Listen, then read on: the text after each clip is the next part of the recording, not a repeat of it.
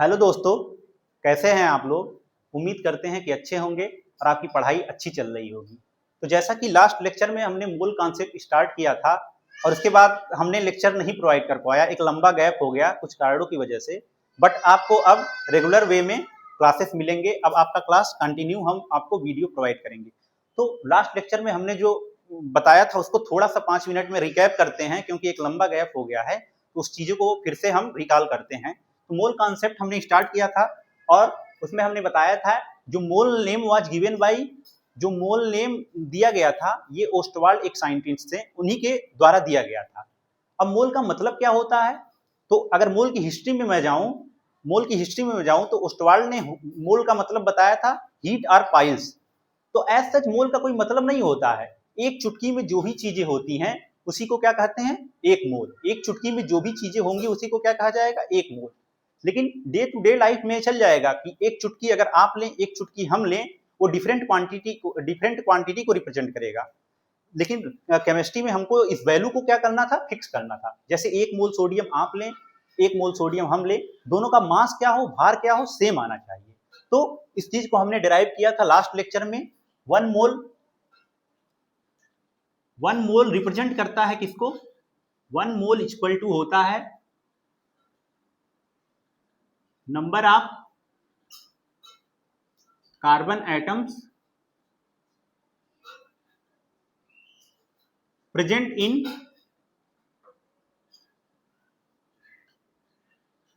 12 gram of carbon 12 sample. तो 1 मोल किस चीज को रिप्रेजेंट करेगा, number of carbon atom present in 12 gram of carbon 12 sample. Carbon 12 का 12 ग्राम हम सैंपल लिए हैं, उसमें जितने नंबर ऑफ कार्बन के एटम होंगे वही किसको रिप्रेजेंट करेगा, 1 मोल को। किसको रिप्रेजेंट करेगा, 1 मोल को। और लास्ट क्लास में हमने डिराइव किया था, ये जो नंबर आया था, ये जो वैल्यू आया था 1 मोल में, ये आया था आपका 1 मोल इक्वल आया था 6.022 इंटू 10 टू द पावर 23। इस नंबर को रिप्रेजेंट करेगा 1 मोल, इस नंबर को रिप्रेजेंट करेगा 6.022 into 10 to the power 23। 1 mole ion ले लें या 1 मोल एटम ले लें या 1 मोल मॉलिक्यूल ले लें, इसी नंबर को रिप्रेजेंट करेंगे। ठीक है, ये बताया था हमने। उसके बाद हमने एएमयू के बारे में बताया था, या म्यू। एएमयू या म्यू क्या होता है, एक तरह से भार ही होता है। 1 एएमयू आर म्यू, ये क्या होता है, एक वेट ही होता है, भार ही होता है। एएमयू क्या होता है, एटॉमिक मास या यूनिफाइड मास। ये क्या बताता है, 1 एएमयू होता है 1/12 into mass of 1 carbon 12 atom. 1 AMU किस चीज को बताएगा, मास ऑफ 1 कार्बन 12 एटम को बताएगा। मास ऑफ 1 कार्बन 12 एटम का 12th पार्ट होता है क्या, 1 AMU. Mass of 1 carbon 12 atom का 12th होता है 1 एएमयू। ठीक, 1/12 होता है 1 एएमयू। और मास ऑफ 1 कार्बन 12 एटम का हमने मास निकाल लिया था। मास स्पेक्ट्रोस्कोपी एक टेक्निक है, हमने बताया था लास्ट लेक्चर में। मास ऑफ 1 कार्बन 12 एटम का जो होता है 1.99 इंटू 10 टू द पावर -23। ठीक, 1.99 into 10 to the power -23 mass spectroscopy से हमने एक कार्बन 12 एटम का मास कैलकुलेट कर लिया। अब ये number 1.99 into 10 to the power -23/12 जो हमने लास्ट लेक्चर में एक्सप्रेशन किया था, उसमें ये नंबर हमको मिला था, ये नंबर हमको मिला था जो हमने निकाला था। एन ए जो कैलकुलेट किए थे, एन ए जो आया था, ये आया था 12/1.99 इंटू 10 टू पावर -23। ये एक्सप्रेशन हमको लास्ट क्लास में हमने किया था, तो ये एक्सप्रेशन मिला था। इसी का जस्ट रिवर्स क्या है, इसी का ये एक्सप्रेशन जस्ट रिवर्स है। तो ये क्या हो जाएगा, 1/n ग्राम, 1/n ग्राम। तो 1 AMU या म्यू किसको रिप्रेजेंट करेगा, 1/n ग्राम। n क्या है, एवोगाड्रो कांस्टेंट है, जिसका वैल्यू कितना होता है 6.022 इंटू 10 टू पावर 23। ठीक है, यहां तक की बातें हो गई थी। मोल के बारे में हमने बेसिक आइडिया लिया था, उसके बाद हमने एएमयू के बारे में डिस्कस किया था। अब उसके बाद हम नेक्स्ट टॉपिक पे आज से स्टार्ट करते हैं, एटॉमिक मास। अब यहां से टॉपिक स्टार्ट होता है एटॉमिक मास।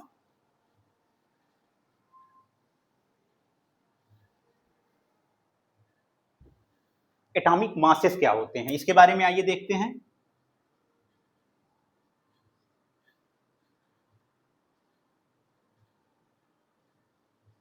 एटॉमिक मास के बारे में हम जानकारी क्यों ले रहे हैं, क्योंकि मोल के कैलकुलेशन में एक ऐसा फार्मूला आएगा जहां पर एटॉमिक मास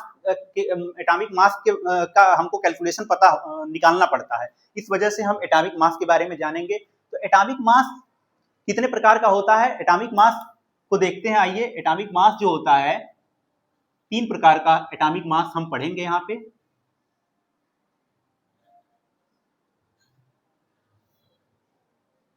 एक तो सिंपल एटॉमिक मास, एक तो क्या होगा, simple atomic mass. Second one होगा, इसको शॉर्ट फॉर्म में एएम कहते हैं, एटॉमिक मास। सेकंड वन होगा relative atomic mass, relative atomic mass, इसको शॉर्ट फॉर्म में आरएएम कहते हैं, राम। तीसरा कौन होगा, gram atomic mass, gram atomic mass, इसको शॉर्ट फॉर्म में जीएएम कहते हैं। तो यहां से 3 तरह के मासेस हमको 3 तरह के मासेस के बारे में पढ़ना है। एक तो सिंपल एटॉमिक मास होगा, एक रिलेटिव एटॉमिक मास होगा, एक ग्राम एटॉमिक मास होगा। इसको एएम कहते हैं शॉर्ट फॉर्म में, इसको आरएएम कहते हैं, इसको जीएएम कहते हैं। अब आइए देखते हैं atomic mass, simple atomic mass क्या बताएगा। Simple atomic mass, atomic mass जो सिंपल एटॉमिक मास है, ये मास ऑफ वन एटम, एक एटम के मास की जब भी बात होगी तो उसको क्या कहेंगे, atomic mass. Mass of one atom, जब कभी एक एटम के मास की बात होगी तो वहां हम किसके बारे में जानकारी मिलेगी, एटॉमिक मास के बारे में। तो मास ऑफ वन एटम किसके बारे में जानकारी देगा, वो एटॉमिक मास के बारे में जानकारी देगा। और इसका यूनिट क्या होता है, यूनिट क्या होता है इसका, AMU R म्यू। अगर कहीं यूनिट AMU या म्यू में दिया है तो इसका मतलब क्या है, एक एटम के मास की बात की जा रही है। अगर कहीं AMU या म्यू यूनिट दिया है, इसका मतलब क्या है, एक एटम के मास की बात हो रही है। जैसे कार्बन के 1000 एटम हैं, उसमें केवल एक कार्बन के एटम की मास की अगर हम बात करेंगे तो उसको क्या कहेंगे, उसको सिंपल एटॉमिक मास कहेंगे। वो किसके बारे में बताएगा, simple atomic mass, atomic mass के बारे में बताएगा। जैसे एग्जांपल हम अगर ले लें, हाइड्रोजन का एटॉमिक मास क्या होगा, 1 AMU या फिर म्यू। कार्बन का एटॉमिक मास क्या होगा, 12 AMU या म्यू। ऑक्सीजन का एटॉमिक मास क्या होगा, 16 AMU या म्यू। तो अगर कहीं भी यूनिट AMU में दिया है, अगर ये AMU में यूनिट दिया है तो वो किसके बारे में बात करेगा, एक एटम के मास की बात करेगा। वो किसके बारे में बात करेगा, एक एटम के मास की बात करेगा। चलिए अब देखते हैं रिलेटिव एटॉमिक मास क्या होता है। रिलेटिव एटॉमिक मास क्या बताता है, RAM।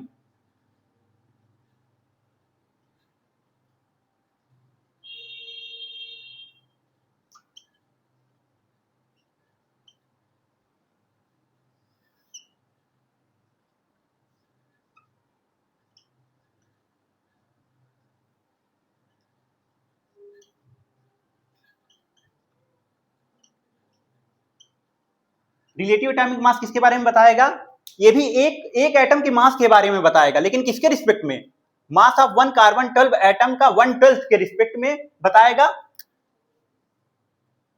ये भी क्या बताएगा, रिलेटिव एटॉमिक मास एक एटम के मास के बारे में जानकारी देगा, लेकिन किसके रिस्पेक्ट में देगा, 1/12 into mass of one carbon 12 atom के रिस्पेक्ट में हम जो निकालेंगे मास ऑफ वन एटम का, उसी को क्या कहेंगे, रिलेटिव एटॉमिक मास। और हमने बताया था लास्ट क्लास, अभी हमने पीछे डिस्कस किया है, 1/12 into mass of one carbon 12 atom को क्या कहते हैं, 1 AMU। 1/12 into mass of one carbon 12 atom को क्या कहते हैं, 1 AMU कहते हैं। ठीक है, तो रिलेटिव एटॉमिक मास, रिलेटिव मतलब क्या होता है? रिलेटिव हम किसी चीज के रिस्पेक्ट में निकालते हैं। जैसे अगर हम कह दें कि इस पेन के रिस्पेक्ट में इस बॉटल का जो मास है 10 टाइम क्या है? लार्जर है। इस पेन के रिस्पेक्ट में इस बॉटल का जो मास है 10 टाइम लार्जर है। तो यहाँ पे क्या हो जा रहा है? मतलब रिलेट कर रहे हैं, दो चीजों को क्या कर रहे हैं? रिलेट कर रहे हैं। एक चीज होता है एब्सोल्यूट वैल्यू, एक होता है रिलेटिव वैल्यू। एब्सोल्यूट वैल्यू क्या होता है? जैसे एग्जैक्ट वैल्यू अगर किसी चीज का होता है उसी को एब्सोल्यूट वैल्यू कहते हैं। जैसे हम कहते हैं ये जो इसका मास है 1 ग्राम है, इसका मास है 9.9 ग्राम, तो ये क्या हो गया? एब्सोल्यूट वैल्यू हो गया। और रिलेटिव वैल्यू क्या हो गया? कि इसके रिस्पेक्ट में जो इसका मास है 10 टाइम क्या है? लार्जर है। 10 टाइम क्या है? लार्जर है। तो रिलेटिव एटॉमिक मास, जैसे कि अगर हमको ऑक्सीजन का निकालना हो, एग्जांपल कि हम ऑक्सीजन का निकालें, ऑक्सीजन का रिलेटिव एटॉमिक मास, तो मास ऑफ वन एटम क्या होता है? ऑक्सीजन का मास ऑफ वन एटम क्या होता है? 16 AMU। Mass of one atom क्या हो गया ऑक्सीजन के लिए? 16 AMU। 16 AMU। और ये क्या बता रहा है? 1 AMU। 1 AMU। AMU से AMU गया, कितना आ गया? 16। तो यहाँ पे देखिए कोई यूनिट नहीं है। रिलेटिव जो चीजें होती हैं, जितनी भी रिलेटिव टर्म होती हैं वो यूनिट लेस होती हैं। रिलेटिव टर्म जो होती हैं वो यूनिट लेस होती है। जैसे कहा जाए कि मेरा मास है आपके मास से 10 टाइम ज्यादा है, तो यहाँ पे हमने कोई यूनिट का इस्तेमाल नहीं किया है। यहाँ पे क्या? यूनिट का इस्तेमाल नहीं किया जाता। रिलेटिव चीजों में यूनिट का इस्तेमाल नहीं किया जाता, यूनिट लेस होती है। ठीक है, ये हो गया रिलेटिव एटॉमिक मास। अब आते हैं ग्राम एटॉमिक मास क्या होता है।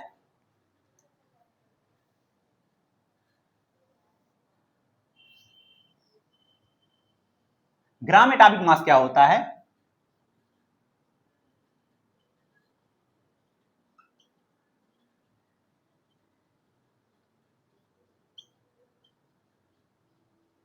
ग्राम एटॉमिक मास किसके बारे में बात करेगा? Mass of 1 mole of atom. 1 mole atom के मास की जब भी बात आएगी तो वो किसको बताएगा? किसके बारे में जानकारी देगा? Gram atomic mass. 1 मोल एटम के मास की अगर हम बात करेंगे तो किसके बारे में जानकारी देगा? Gram atomic mass. जैसे कह लें कि हम ऑक्सीजन 1 मोल ऑक्सीजन का अगर हमको मास निकालना है, 1 मोल ऑक्सीजन एटम का मास निकालना है, तो 1 मोल ऑक्सीजन में कितने एटम प्रेजेंट होंगे? ऑक्सीजन के Na। 1 मोल ऑक्सीजन में कितने एटम प्रेजेंट होंगे? Na। और एक ऑक्सीजन एटम को अगर Na से हम मल्टीप्लाई कर देंगे तो हमारा काम बन जाएगा। एक ऑक्सीजन एटम का मास कितना है? एक ऑक्सीजन एटम का मास कितना है? 16 AMU। एक ऑक्सीजन एटम का जो मास होता है 16 AMU। ठीक है, जैसे 1 मोल ऑक्सीजन में कितने एटम होंगे ऑक्सीजन के? Na atom, Na। और एक ऑक्सीजन एटम के मास को अगर Na से मल्टीप्लाई कर देंगे तो हमारा काम बन जाएगा। ठीक है, तो ये Na हम ऐसे ही रहने देंगे इंटू 16। और AMU क्या बताता है? AMU हमने बताया था 1 AMU हमने कैलकुलेट किया था 1/Na। 1 AMU हमने कैलकुलेट किया था पीछे अभी जस्ट 1 AMU क्या कैलकुलेट किया था? 1/Na ग्राम। 1/Na ग्राम पीछे हमने कैलकुलेट किया था। तो Na से Na गया, ये क्या आ जाएगा? 16 ग्राम। अगर कहीं भी मास ग्राम में दिया है तो 1 मोल एटम के मास की बात कर रहा है। अगर कहीं यूनिट म्यू में दिया है या AMU में दिया है तो वो किसके बारे में बात कर रहा है? एक एटम के मास के बारे में जानकारी दे रहा है। और कहीं भी अगर बिना यूनिट की कोई चीज दिया है तो वो रिलेटिव एटॉमिक मास के बारे में जानकारी दे रहा है। तो ये 3 तरह के मासेस हमने देख लिए कंपैरिजन के फॉर्म में। एक तो सिंपल एटॉमिक मास, एक रिलेटिव एटॉमिक मास, एक ग्राम एटॉमिक मास। इसके बाद नेक्स्ट क्लास में हम मॉलिक्यूलर मास के बारे में जानकारी लेंगे, उसको भी इसी तरह से हम कैलकुलेट करेंगे। Thank you very much.